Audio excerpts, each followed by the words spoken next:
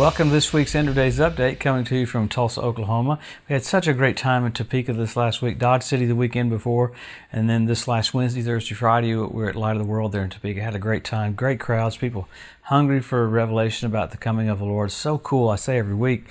The churches seem to be so excited about Jesus coming back, as we should be. Could you imagine the night before you get married? I would hope people would be happy the night before they get married. So that's what I try to compare it to. So we're so blessed that we're watching the setup for the coming of the Lord. So with the End of Days Update, we're looking at what happens just after the rapture of the church, because the rapture is signless. Second coming has tons of signs.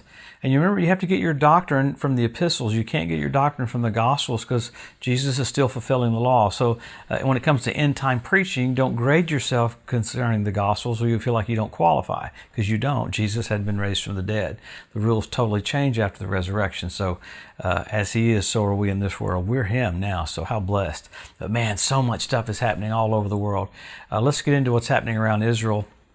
This last week, you have Iraq, you have Egypt, and you have the Palestinians coming together for a joint, basically, a talk about with Lebanon, trying to figure out how to bring peace to Israel.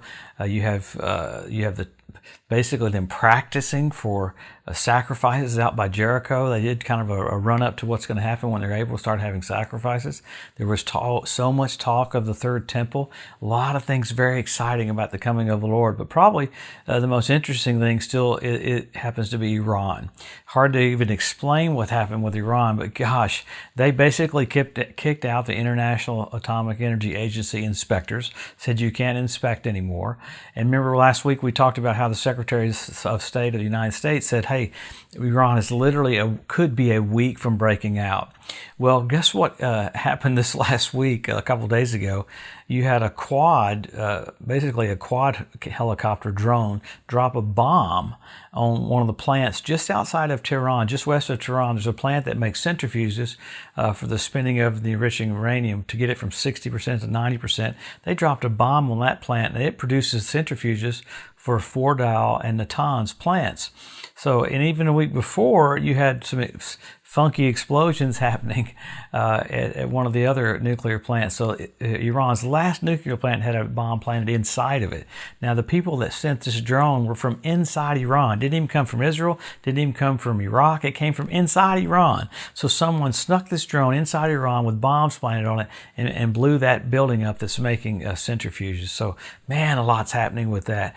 It is interesting to see when Iran comes out and says they're not going to let inspectors in, something happens to deter their being able to get nuclear weapons. So we talked about Germany coming out with that report where there was a 400-something page report where people from Hamas and Hezbollah were trying to help Iran all over Europe get basically ingredients for nuclear bombs. So much is happening with that. But man, you have a lot happening with America. Remember, last week Iran fired missiles into Iraq, where our bases were there to try to get U.S. servicemen and women.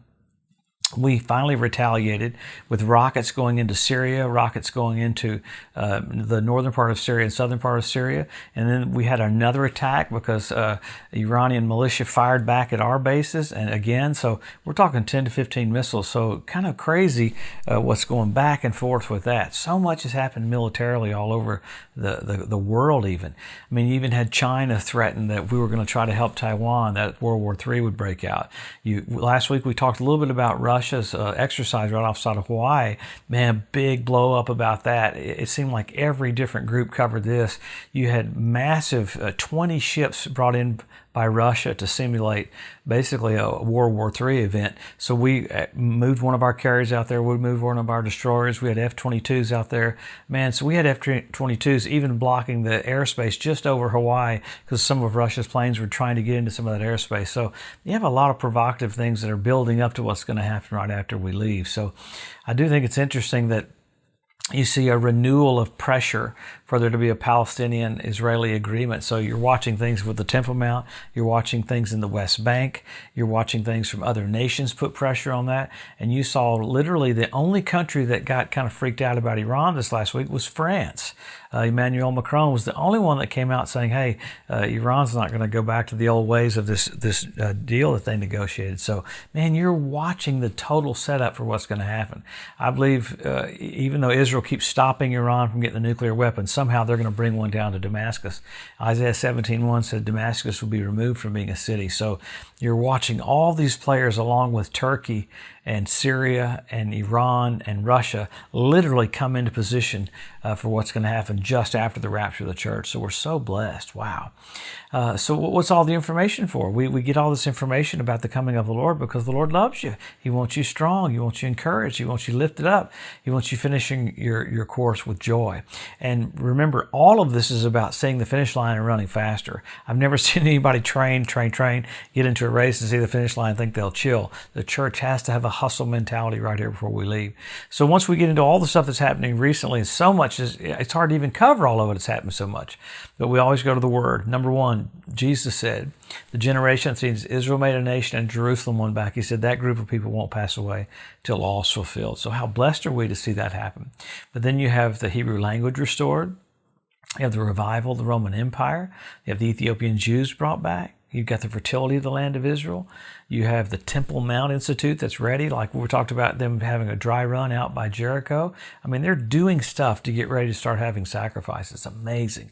So you have all of that. You have 172 different species of predatory birds show up in the land. You had fish show up in the Dead Sea. You had the ritual baths around the Temple Mount fill up with water. You had foxes show up on the Temple Mount. So all these specific physical things happening, showing how close we are. Really, I don't get into it every week, but you had Bishop Malachy in 1129 AD had a vision of every pope and the coat of arms they would have on them. The coat of arms is very detailed, just like a crest from Scotland or Ireland or England. But the coat of arms for each pope was either military or prayer or marine. He got the coat of arms correct and the pope correct 114 out of 114. What's the pope that we have right now? It's the 114th. So it's just remarkable. History Channel said it's statistically impossible to do that. Well, that's been done. That was in the year 1129 AD. So you have all this happening, signs, memorably lovers himself. We have selfie sticks. You have tangible physical evidence of what the Bible said you'd see and coming to pass in our generation. I've heard people go, these signs have all happened before. No, they've never happened before. It's just radical. Remember, Paul talked about the baptism 12 times, coming of the Lord 52 times. For every one verse there is about the first coming, 8 times more about the second coming. So we're blessed to see that. So we've gone from all these signs to signals. You had blood red moons on Passover and Tabernacles. Amazing. 4 in a row. NASA calls it a tetrad. When's the last time you had blood red moons 4 in a row like that? 1967 when Jerusalem was won back. 1948 when Israel was made a nation. 1492 at the Edict of Expulsion when the Jews were kicked out of Spain. So you had that. This last year you had the Bethlehem Star, which is absolutely amazing. Jupiter, Regulus, and Venus. And then at the birth of Jesus, the constellation was Virgo. NBC Nightly News said we have a celestial event. We have the Bethlehem Star, Jupiter, Regulus, Venus. What was the constellation this last year? First time in 2,000 years. Leo. He's the Lion of the tribe of Judah. My friend, it is quiet about this. There's not a lot of fanfare about this. There will be some fanfare because he's coming so soon. But the earth is getting ready for a 7-year period called the tribulation. I hear people go, well, the church is being being raptured. No, you have an appointment. We have so much authority, the Lord has to take you off the earth so he can do what he wanted to do during the 7-year period, because it's 7 years of old covenant time. It has nothing to do with the church. So how blessed are we, though, to watch the setup for the second coming, watch the setup for the tribulation period. We think of it as judgment, but really it's pressure on people to accept Jesus so they don't have to go to hell. So amazing how the earth is getting ready so that Jesus can reveal himself to his brethren just like Joseph did at the end. How cool to see the plan of God come to pass right before our eyes. Jesus, King of Kings, Lord of Lords, coming so soon. Man, I would get your relationship so white hot with him, fervent in spirit, because I would think we'd be kinder, we'd be sweeter as we approach the coming of the Lord, because you're about to see him face to face. Eyes as a flame of fire, feet like undefined brass, voice of many waters, firstborn from the dead, shepherd and the bishop of our souls, Jesus. We're about to see him. Have a blessed, awesome week. We'll come back next week. We'll see what's happened with Iran, what's happened with the nuclear agreement. We'll really see what's happening with Europe, dealing with Israel, getting ready for the entrance of the Antichrist. So soon we get to see Jesus. Have a blessed, awesome week.